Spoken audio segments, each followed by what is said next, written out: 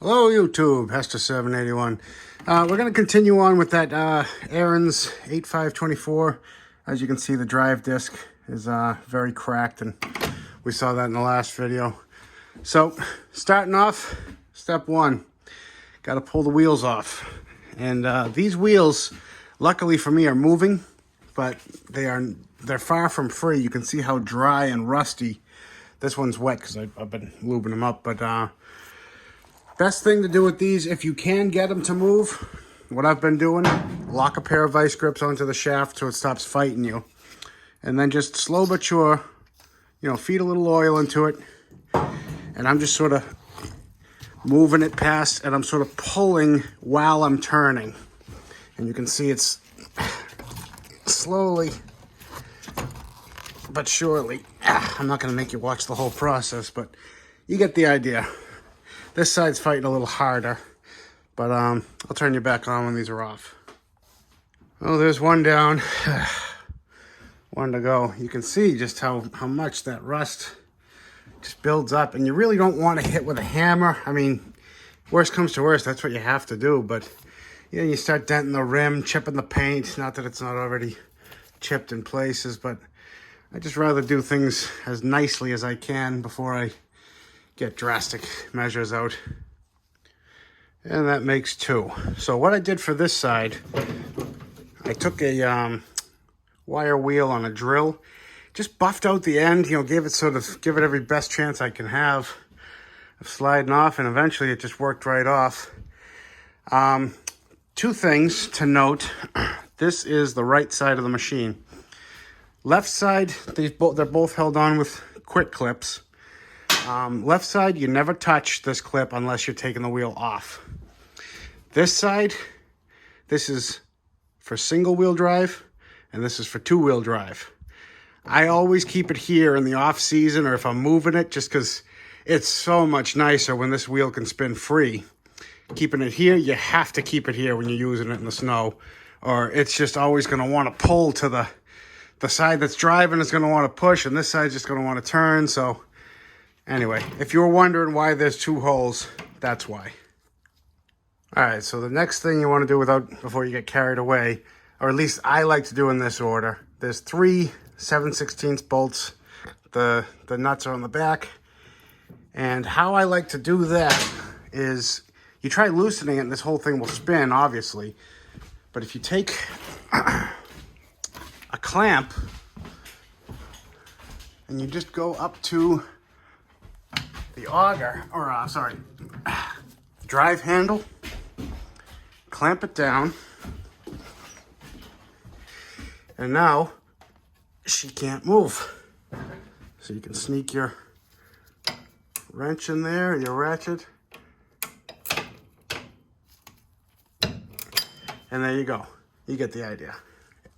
Then when you move it one more for the third, move it one more for the other one, it's a lot easier when it's not up in the air. Believe it or not, this is just so I can get good light for you guys to see, but you get the idea. All right, drive disc is free. It's just going to hang out there. Next, we got to drive out this roll pin and this roll pin. So again, it's good to lock down the axle, so this isn't gonna want to shift on you, just a little bit, but as soon as it hits the vice grip. So we tap those out. For that, you're gonna want, hopefully this is the right size, 1/8, I think. Yeah, this is a roll pin punch. Actually, one size bigger might be better, but see the little dimple on the top? That's what you want to use. Because it'll center itself, it'll stop it from mushrooming out, get you a nice good whack on it. And we got the roll pins out. 1/8 was the perfect size, ended up being, to get that out. Now the next step, you want to have your drive disc as far this way as you can. So the shifter assembly is what I mean. So we need to bring this whole thing down, which means I think we just shift forward. Yeah, so shifting all the way into fast gear, fast as it can go. It's going to bring that linkage nice and out of your way. So that's how you want it to look at this point. So undo the drive disc, 2 roll pins out, shift it all this way. So now is everyone's favorite part where they get to look at my elbow for a few minutes. We're on the right side of the machine again. This is a captive bearing. Sort of got a cap here and another cap on the other side. These bolts are carriage, so you're not going to have to worry about holding the other side, but you also don't want to push it through. These are 3/8 nuts, 4 of them. They're very close to the housing, so you might want to use a 1/4 inch ratchet. Gets in there pretty easily. If not, an open end wrench will work fine. They're really not that tight. All right, once you get those 4 off, you go behind it, gently pull this cover off, and here's your bearing. Should be able to just try my best to just stay out of your line of sight here. Pull through, and sometimes you can sneak them out and sometimes you can't. What I'm talking about is on the other side. Okay, that's as far as this one's going to come off right now, but we don't need it all the way out. So right now we got to take the other side off. Same exact setup as this side, 4 nuts, and then I'll show you what to do next. All right, this side's off. We got this bearing to slide out, which is good, because next you can see, this bar is on that chain. We just have to move it forward enough, and that's enough. It's only going to come that far forward. And just work that chain off with your finger. It's very slack. It's hard to do it. It's hard to show you guys everything. Come on. I'm looking through the camera. I got to get better at looking through the camera and doing what I'm doing. I'll show you it when it's off. Perfect. All right, so the cage, just gonna sit there, not a problem. I got it to slide outside that chain, and then you're just gonna slide this out. All that fell is this the little cage, so don't worry about that.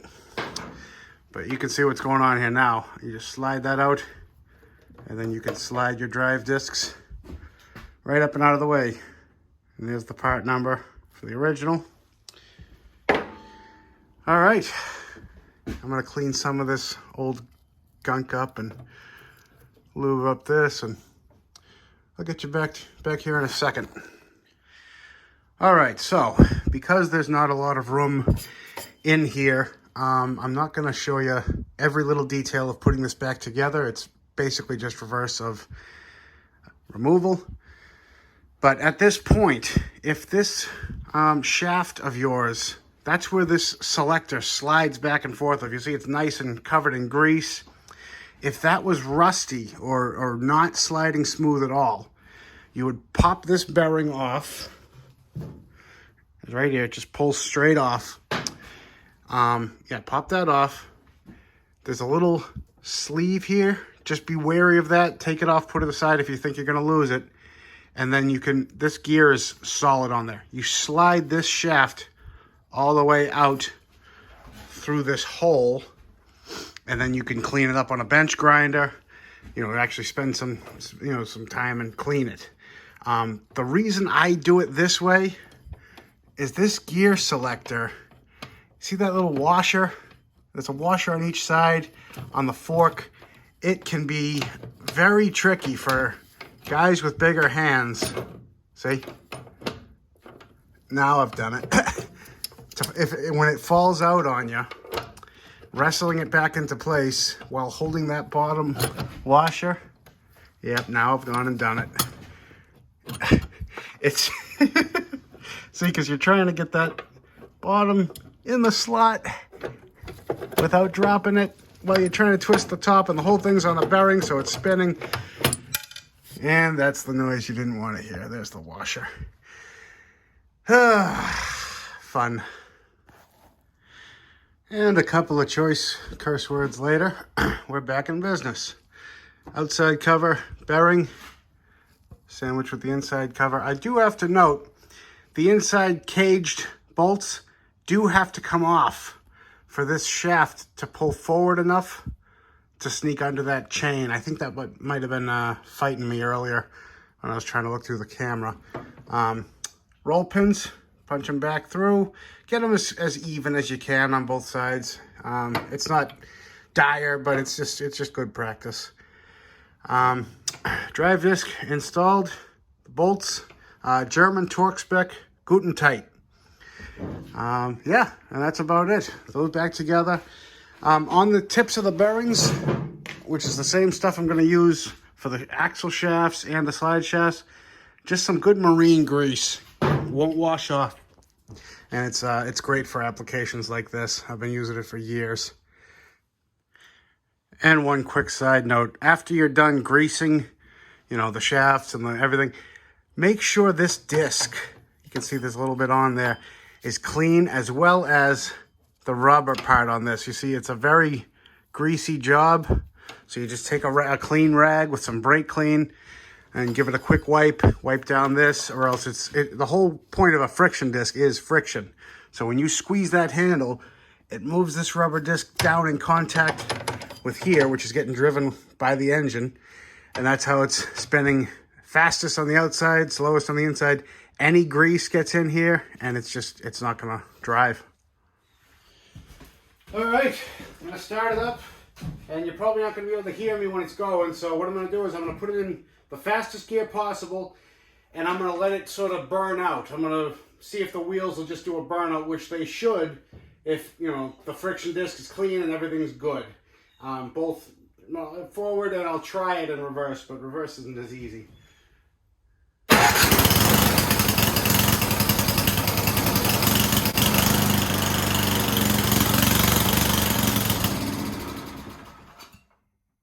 It'd help if I turned the fuel on. Come on.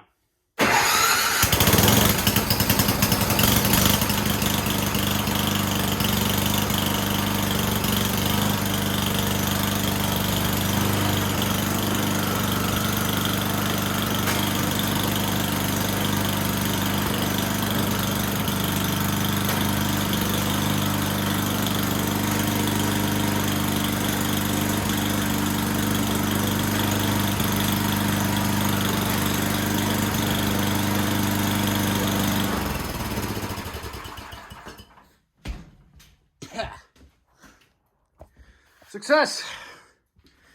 All the gears are good. Got plenty of pull. Oof, I'm dying in here. What's it up to? Anything? Hasn't registered on the CO2 gauge yet, but oh my God, it stinks. Oh, all right. Well, that's officially job wrapped up. Job well done. Want to thank you guys again for liking, watching, commenting, subscribing.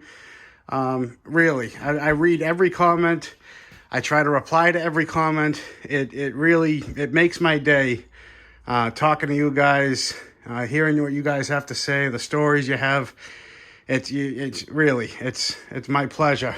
I like what I'm doing, and you guys make it, so I keep doing it. Till next time, guys, have a good one.